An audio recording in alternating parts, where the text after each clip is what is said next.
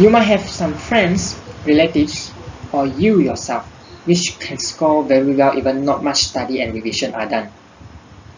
I'm pretty sure that you have heard of the word IQ. Over the decades, many believe that intelligence quotient is what determines success in studies, careers, and higher IQ score means better life. This was one of my beliefs too.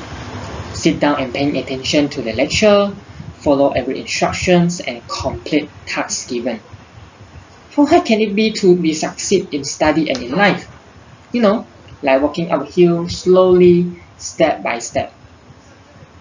The term emotional quotient was never something I will care about until 3 years ago when I was in the first semester of my Form 6 study. As I was struggling with the difficulty of science stream, few incidents happened unexpectedly, and I was given the responsibility to take care of the house. Little did I know that in those few months, I turned into extremely emotional side. Drastically drop in my results, heavy expectation yet disappointment of parents, increasing workload of part-time job. IQ didn't help with solving any of my distress. But now, and probably ever after, I can assure that emotion will never take me over. It is not magic skills, not superpower. Simple, emotional quotient.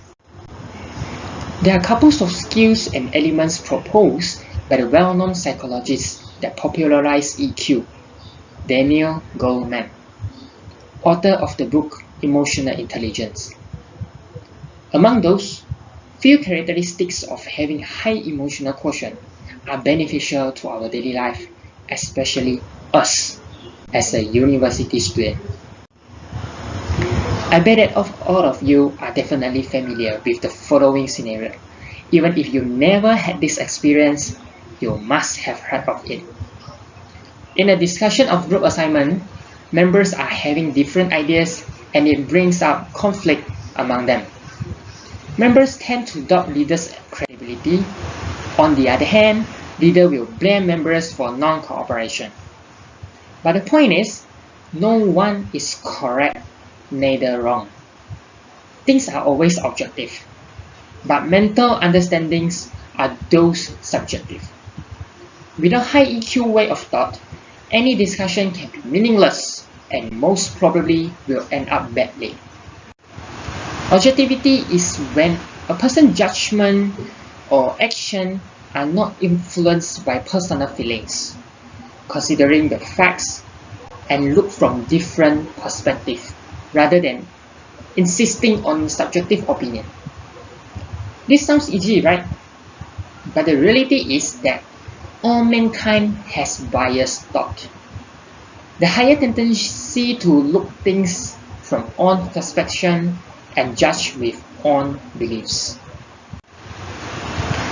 According to Elizabeth, we make errors nearly every time, projecting our own experiences, our backgrounds, our belief of things onto whatever situation or whoever person. She is a professor at Boston College in Boston and the author that wrote The Objective Leader. The truth is, we have our own name with unique DNA, gone through different life story. There are no one particular frame that suits every single of us. Imagine in that discussion group assignment, everyone shares opinion with proper reasons, listens to each other, putting egoism aside, works together for the same target. High EQ thoughts build that culture. An idiom said, the rainbow comes after the storm. We are all aware that life would not always go with our will. Let us do a simple counting to 3. 1, 2, 3. Does the time stop when we stop counting? No. Time never take a rest no matter what are we doing. The youngest moment you can feel is right now. Ever since I recovered from my helpless time, This is what I always remind myself. Nothing is permanent.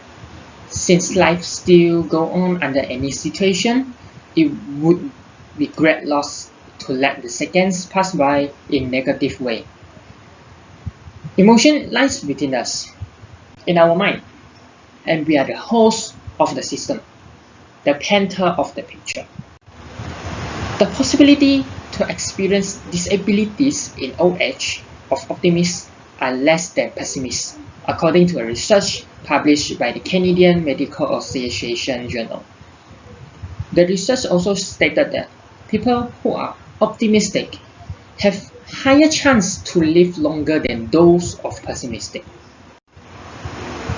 One with high emotional quotient often treat those adversities as opportunities to gain experience.